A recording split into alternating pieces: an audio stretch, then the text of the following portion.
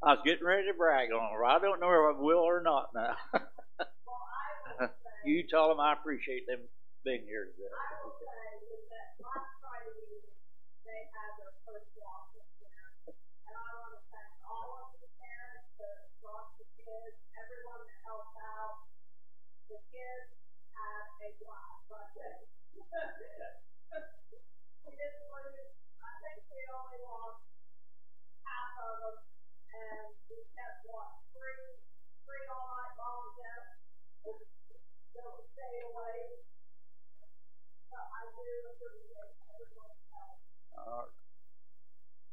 Well, good morning, everyone.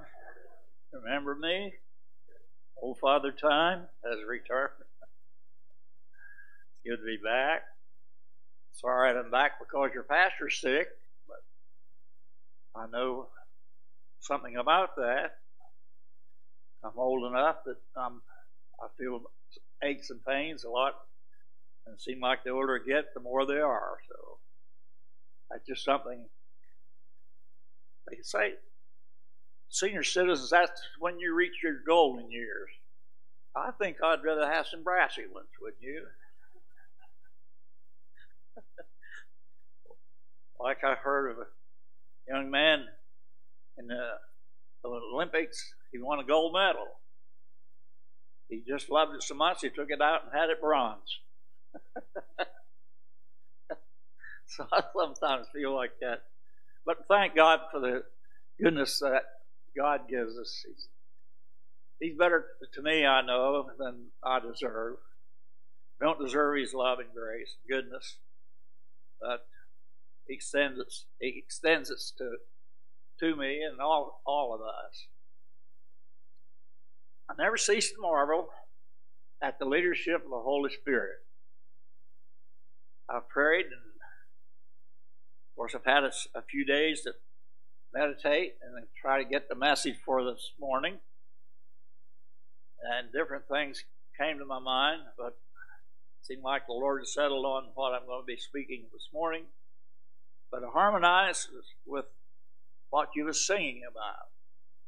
I'm going to read from a very familiar passage found in Hebrews 11th chapter. Someone tell me what it's called. The 8th chapter. I want to read the first 6 verses. I wonder if we could all stand in honor of God's Word this morning. Thank God we have His Word.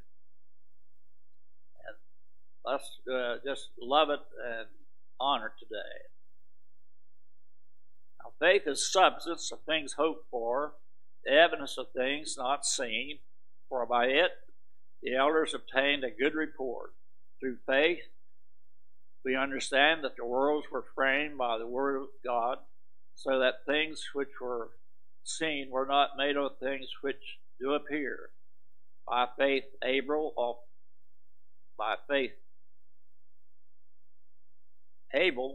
offered unto God a more excellent sacrifice than Cain, by which he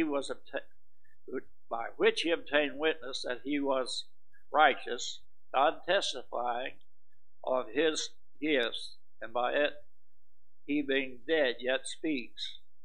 By faith Enoch was translated that he should not see death, and was not found, because God had translated him. For before his translation he had this testimony, that he pleased God. Father, we thank you again for your blessed word. We thank you, Lord, for the opportunity we have one more time of seeking to expound your blessed word. As always, we sense our need of your divine guidance, direction, and your anointing. So we pray that you'll come, help your unworthy servant today to speak what you would have us to speak today to each one. And may it bear fruit in each of our hearts today, and we'll ascribe to you all the glory and the praise in Christ's name. Amen. You may be seated. I want to use in verse 5, and why I'm having a little trouble about my bifocals bother me sometimes, and it's hard to see a straight line. It says, by faith Enoch was translated that he should not see death, and was not found, because God had translated him. But before his translation, he had this testimony that he pleased God. Now I want to use, you go back to Genesis chapter 5 and verse, starting at 18 and 24, you'll have the short life of Enoch. He was the seventh generation from Adam. And the scripture says that he walked with God. Enoch was a strange person. He had a privilege that only one other person that I read of in the Word of God have had, of leaving this world without dying. And Elijah was the other. But perhaps there was a reason why, and maybe God was teaching us a lesson from this, so that we could understand that the same thing God plans for you and I. But the scripture says that Enoch walked with God. Did you ever realize what a privilege it is to walk? Well, I know we're so prone now to hop in our cars and drive here, drive there, and our four-wheelers get out on the back roads. We're more familiar with riding today than what perhaps we used to be in walking. Back when I was young on the farm, we had the expression, if you wanted to go somewhere, get on Shank's mare. You know what Shank's mare meant? On your 2 feet and walk. But it is a privilege for that God has given us to walk. One of the first developments in a baby's life, it begins to crawl and stand up and shake all around and won't let go. And after a while, it'll stand alone. I remember the first time that my daughter, I beat my mother, or my wife rather, seeing my daughter take the first step. Had her backed against the wall, and I was telling her, come on, and as she took a step, I backed out, and she walked 2 or 3 steps before she fell. But that was very feeble or uneven for her. But thank God the time came when she walked normal, just like the rest of us. What a privilege it is to walk. For 9 years, I was a visitation pastor at Broadway, and much of my visitation was with the elderly and in nursing homes, and some in homebound. And so many people was there because they had lost the art or the ability to walk. So I've observed so many cases that really come to the place where I decided that I had observed enough, and I felt it was the time that I resigned it after 9 years. But what a privilege it is to walk. And I have a brother that's in a nursing home in Marietta. That's had a stroke for 15 years, and he's unable really to walk as you and I would think he'd walk. Paralyzed down this side, the left side, and this leg, he'd stand a little bit and hobble along, and of course this arm is paralyzed, so he can't walk with a walker because he can't get both hands on it. He's so handicapped. And I was there just a few days ago, and one of the things I remember he said, I'm going to learn to walk and get out of this place. So his desire is to walk. What a privilege and a gift it is that God has given us to walk. And I want to think with you this morning concerning Enoch and his walk with God. First of all, I believe that Enoch voluntarily made a choice to walk with God. Time came in his life, it's not revealed how old he was. There's time coming in his life that he chose to go with God, to walk with God. What a privilege it is, and men of all ages. He's not the only one that has walked with God through the Old Testament as well as the New, but any volunteered, I'm sure, to walk with God. He made a choice. I'm glad this morning that I made a choice to serve the Lord when I was about 8 years of age in a one-room schoolhouse up a hollow about as far as you could walk, with my dad being one of the preachers and another man doing the preaching. And I felt the need of going to some kind of an altar. I don't remember what I prayed, but I remember going back to my seat with a peace and a joy in my heart. And God has been working with me. You used to sing that song, the children used to sing, He's still working on me. Well, I'm much older than 8 today. But I tell you, God is still working, but it's been a joy. God's had to do a lot of working on myself, but thank God for the walk that I've had with God. He showed me things and taught me things and took me places that I would have never gone, and give me just the joy of loving and serving Him. And so we make a choice. Some people feel like because I born in a Christian home, well, that makes me a Christian. I was born in a Christian home. My dad was a Methodist pastor at times. He didn't pastor all his life, but anyway, he was a Methodist minister. But you know, the time came in my life, even at 8 years of age, I felt that I needed the Lord. I felt that I needed something. And so we're not born regardless by the will of man or by the flesh, the Bible tells us, but we choose ourselves. Choose you this day whom you will serve. Joshua said that we choose.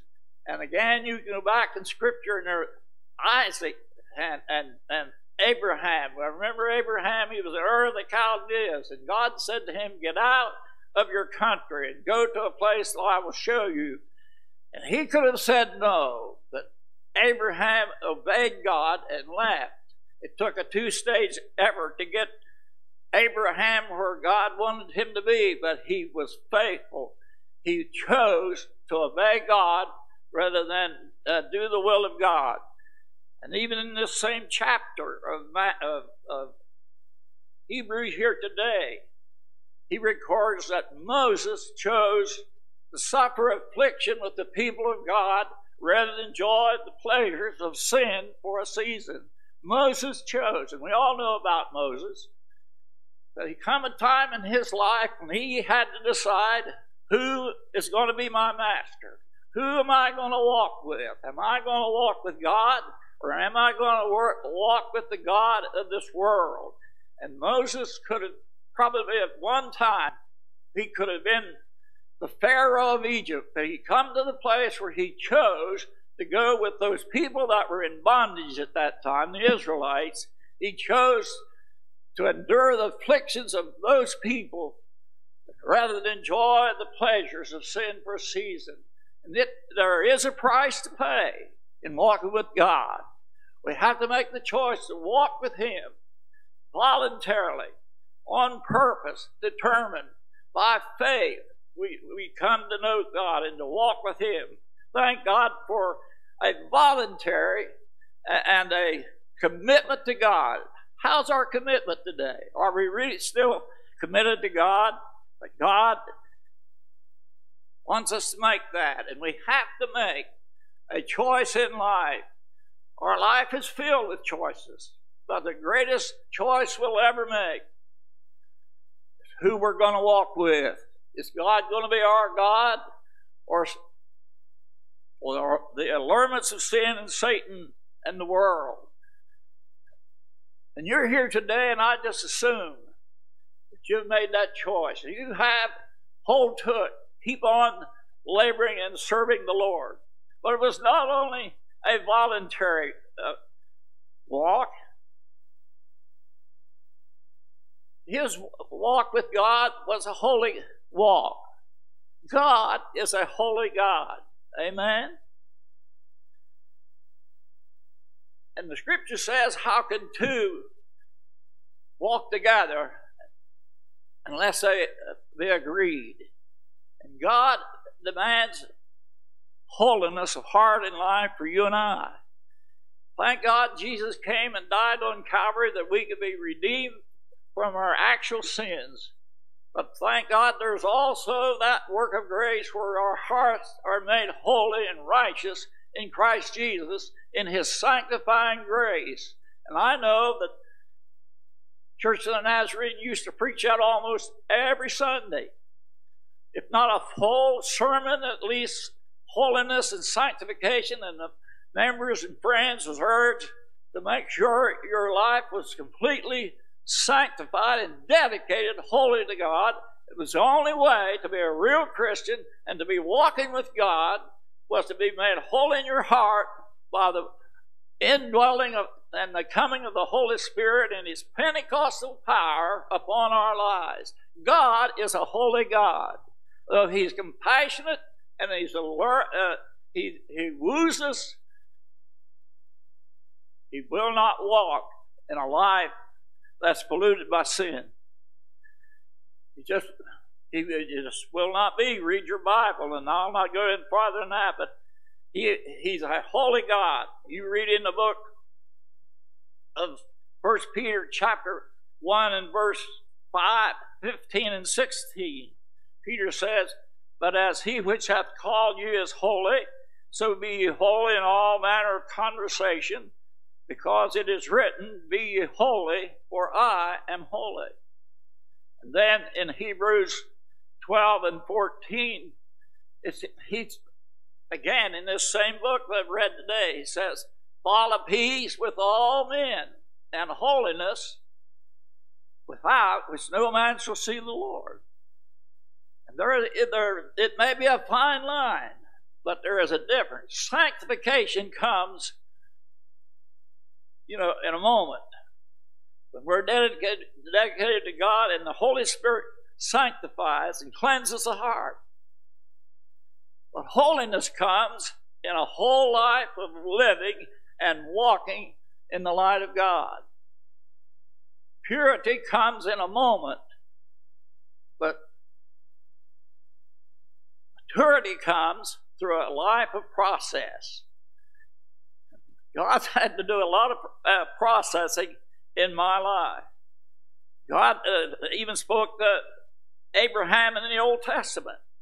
Chapter 17 and verse 1, after he had left Ur of the Chaldees and Haran, the second place he left after, or lived after Ur, and then went on into the Canaan land, was living there for a time. And God said to Abraham, walk before me and be thou haphazard in your living, right? Not on your life. Walk before me and be thou perfect. That is the subject, you hear people, we can't be perfect. We can't be perfect. No one can be perfect. But even Jesus in the Sermon on the Mount said, be ye perfect even as your Father in heaven is perfect. Now we're not going to, I can spend the rest of the time this morning trying to explain that, but there are spheres of perfection. We'll never be completely holy like God is till we get to heaven. But there is what John Wesley called Christian perfection. It's the perfection of a Christian or an individual that's wholly and completely dedicated to the work and the will of God. That's a perfection. All other allurements are forsaken. It's God only. God's will in my life only. If it takes a job away from me to still follow God, God is number one. It's kind of like the marriage. If your spouse is not number one in your life and vice versa, you cannot have a happy marriage. Amen? And walking completely devoted to God is what it takes. And I believe that Enoch reached that place in his experience where he was completely devoted to God. But then again, as this would suggest what I've said, it is a close walk. You know, Peter followed Jesus, the scripture says, afar off. And he got in trouble, didn't he? He denied Jesus. He denied even knowing Jesus 3 times before the cock crew and that night of betrayal. And so we need to follow Jesus close. Holiness is a close walk. So, as you probably could realize, of what I've already said, it is a close walk.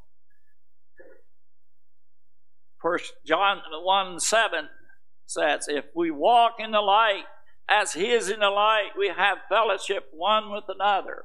That don't seem to me like he's way over here and we're over here, but that appears to me like we're walking hand in hand. Amen?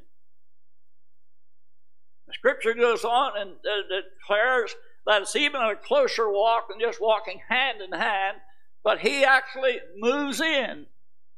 Amen? And he has charge of everything in our life. He can go to the most remote closet of our heart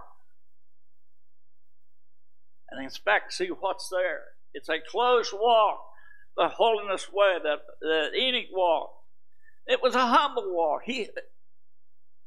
I'm sure Enoch was a human being just like you and I, and he had to humble himself before God. He probably had his ideas, what he wanted to do in life, but he humbled himself before God and was walking with him. In the book of Micah, chapter 6 and verse 8, Micah says to Israel, what does the Lord require of you but to do justly, to love mercy, and to walk humbly with your God? Pride is gone, and we're submitted to him. I remember reading in the book of Philippians, chapter 2. Let me just read a few verses here. The writer says, let this mind be in you, which was also in Christ Jesus. Or again, my bifocals. Who being in the form of God, thought it not robbery to be equal with God, but made himself of no reputation, and took upon himself the form of a servant, and was made in the likeness of men, and was found in the fashion as a man, and humbled himself, and become obedient unto death, even the death of the cross. Jesus, he's our example. He was the humble one. He's the one that submitted himself in the garden to the will of God. He prayed, he prayed first of all, Father, if it's your will, let this cup pass. But in the next breath, he prayed, not my will, but thine be done. Amen. Humility, submission to God. But not only is it a humble and obedient walk before God, but I believe Enoch was a happy person.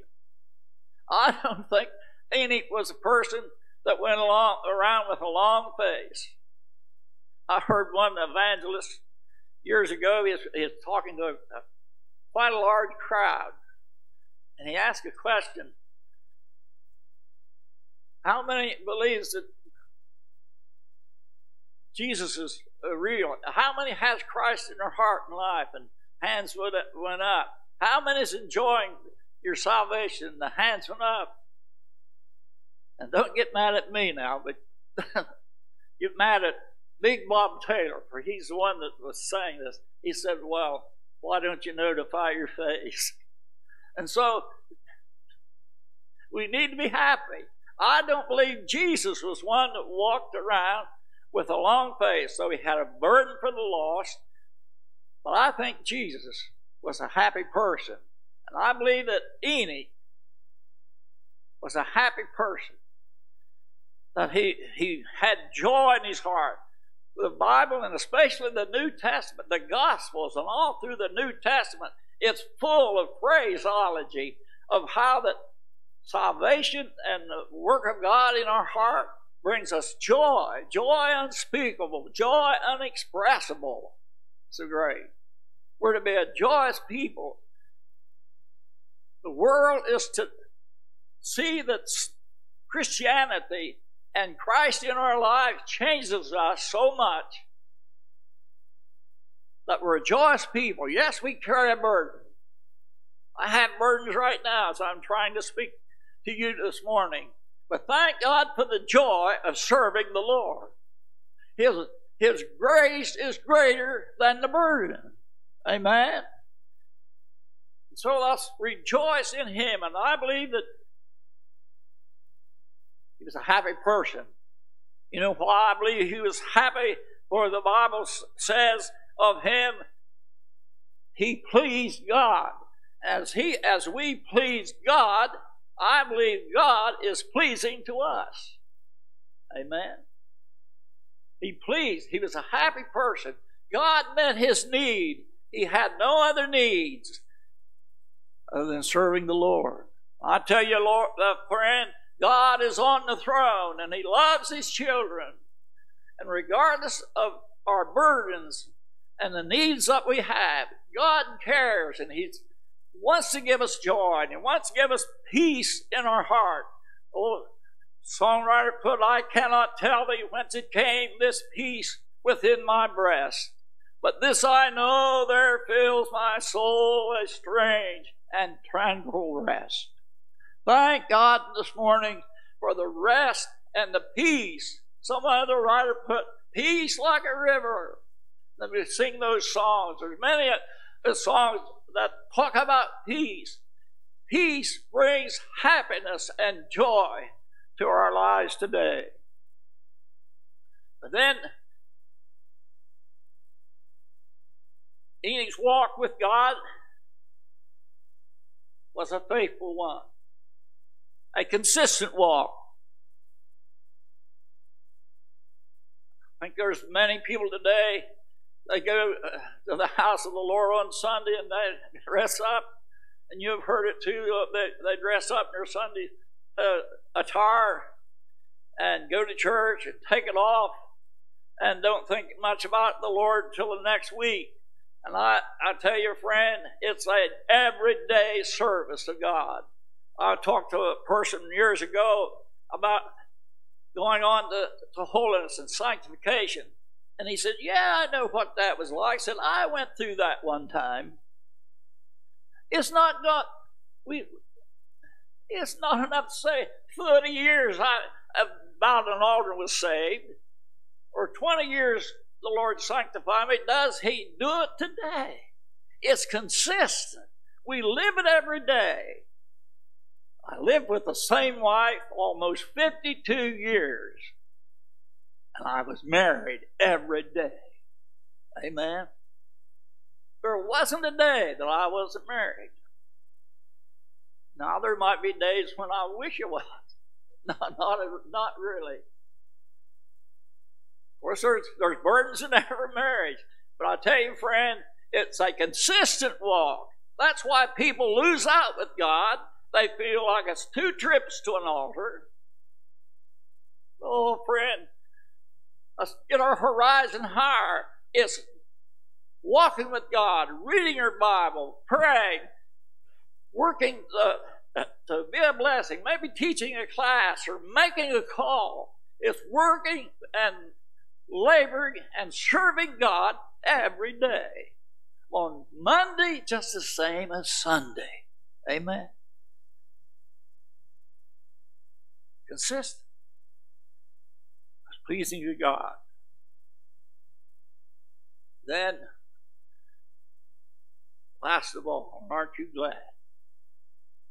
Won't take over 30 minutes for me to finish.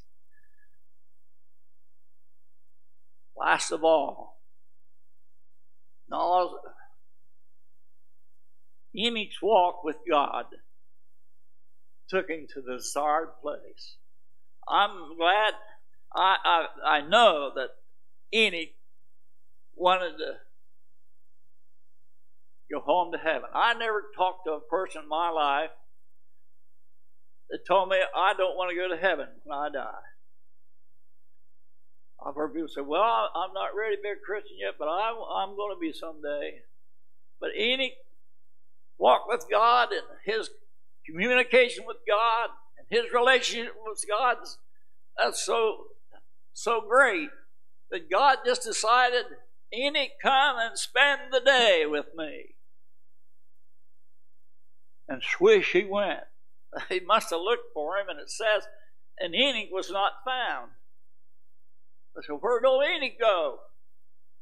Well, he's one of those fuddy-duddies. I'm sure a lot of and the world was wicked then, at the time of Enoch. Some of those fuddy-duddies probably said, oh, he's hanging around someplace. But he was not found because God had translated him. Gravity had lost its hold on this good, wonderful man, and swoosh up, and he went to heaven. And friend, what happened to Enoch is going to happen to all of God's people someday. Someday we're going to leave this world. Amen? And I don't mean in death necessarily. We may rise from the grave, but the trump's going to sound one day. The dead in Christ are going to come forth, and anyone that's serving the Lord then will, in a moment, the twinkling of an eye, the Scripture says, is going to be changed and rise, and so shall we ever be with the Lord. Praise God for that today. The walk of God climaxes in this world with a heavenly ascent, the heavenly realms, streets of gold, gates of pearl, walls of jasper, and above all, meeting Jesus, our Savior, face to face.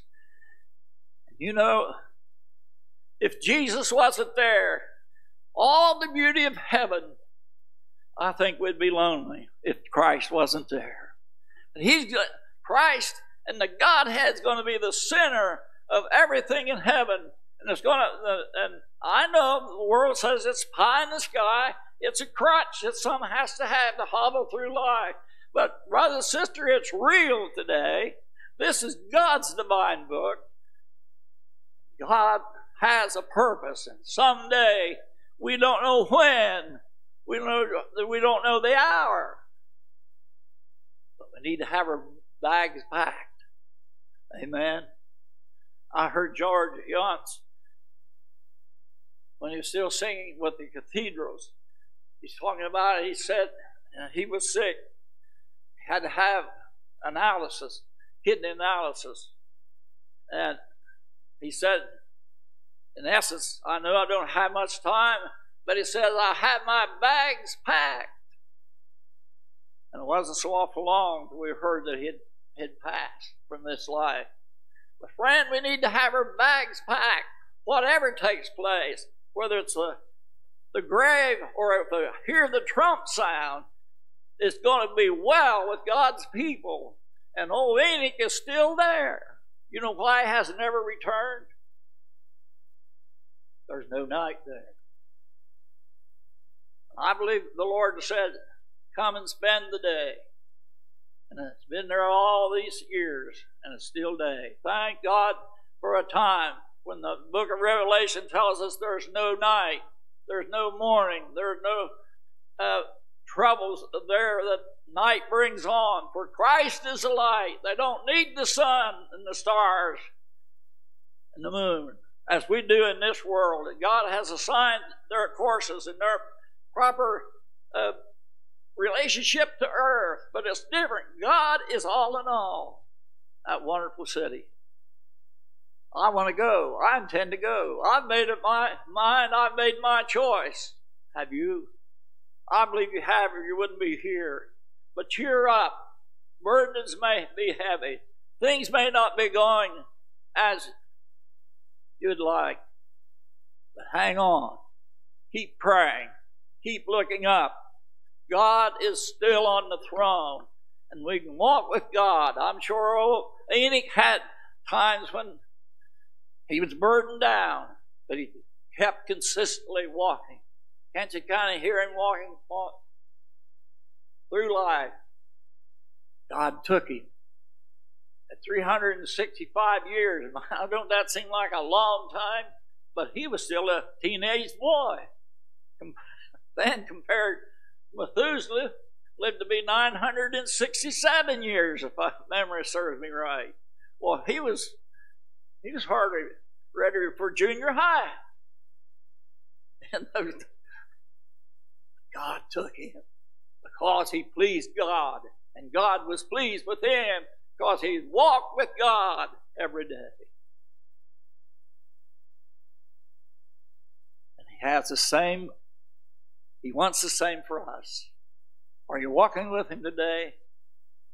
Are you serving him today? Do you have faith that God's able to keep you? He has faith. Let's keep praying, keep walking, keep serving, keep believing. The faith chapter says, now faith is the substance of things hoped for. We don't see heaven yet. We're hoping, but one day it's going to be sight. Faith is going to be gone. Or sight will be there. It's real today. Shall we stand?